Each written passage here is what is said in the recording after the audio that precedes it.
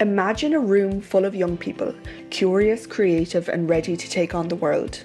With the right tools and support, they can turn that curiosity into real skills for the future. Ag cinenne bríonn muid le múntóirí, oibrithe óige agus pobl fud na hÉireann chun an abhalam a thabhairt chun batha. Trí thions go dul teicneolaíochta praticúla, uirlisí digitacha agus tacaíocht leanúnach, we nurture the potential in all young people, especially those from communities where opportunities are harder to find. Nuair a aon daoine óga an deis bhabhalam agus crothú leis an tacaíocht ceart, tuairlíonn rudaí úntacha. An rud is fearlam fé cinenne ná an seansa thugann sé dúin an méid sa teicneolaíochta a rúsáid. Ní ceapfá riamh gombeach leanaí meánscoile ábalta an méid sa eagarthabhaireachta agus podchraoltaí agus just an teicneolaíochta héana a rúsáid a leistigh dá good ranganna. The world is changing and it's nice to be a part of that. Cinenne are very in tune to what's happening around the world right now, and it's giving young people the opportunity to learn new skills. Credim héin go láin tún chuir cinenne ar na daoine ógus sa bobal, marall oscann siad go leor dorse agus féidireachtaí chuin gach bliain. Tugann siad an teicneolaíocht is nólaíocht isteach mhór siomí ranga. Cuiríonn siad a tréine ar fár dúine mar éideachsóirí agus an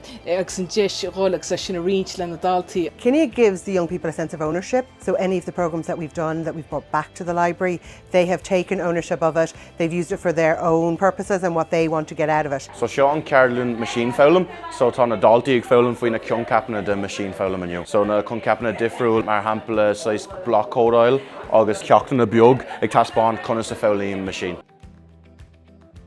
In the Cinenne program, I learned a lot about wiring and how to make things that people would think is trash into amazing things. So basically, recycling. With the makey, they're kind of learning the basics. Now, electronics, like a lot of the stuff is conductive. And then with the Screebot, getting to learn like a little bit of coding as well. It's within the app. You can either program it yourself or use the iPad as a controller as well. I enjoy that it gives you a lot of flexibility with what you want to do and what you're trying to do. And if something doesn't work out one way, you can always try to do it another way. Rinne mé an cluthe operation sáile ag úsáid scratch agus makey. Bhí sé Jackar galore ach bhain mé ansoltas. I had to learn how to fix a problem when it comes up and how to stay calm and not go a big tantrum. I say one of my proudest moments is actually working alongside this young fella because he keeps it live. He keeps my passion in it as well. He's unique. He loves the whole thing to do with Cinenne, loves things with technology. His mind, he's just a different, special young person that the more you give him, the more interested he is in something, and he comes up with his own ideas as well. Ceapan go an rud ar fád a long crack agus caiite chur píosa beag ibre straán ach an sin like tá an lá seo agus tá sé go hálainn agus tá tú an tugpóirte gachrad.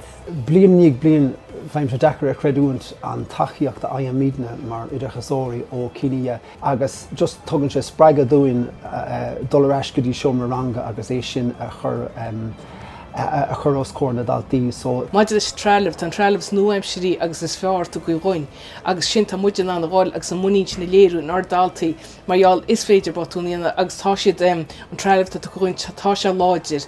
We support communities, helping young people build the skills they need for a future shaped by technology, creativity and opportunity. Faoi fiche trocha is é an sprách atá goin ná 50,000 idirchasúr a bheith pórtach agus 800,000 duine óg a hacu chun na scileanna a hastíniuú a thógáil chun na dóchaí a bhúnlú. If you believe in the power of opportunity and the potential of the next generation, join us in making that happen.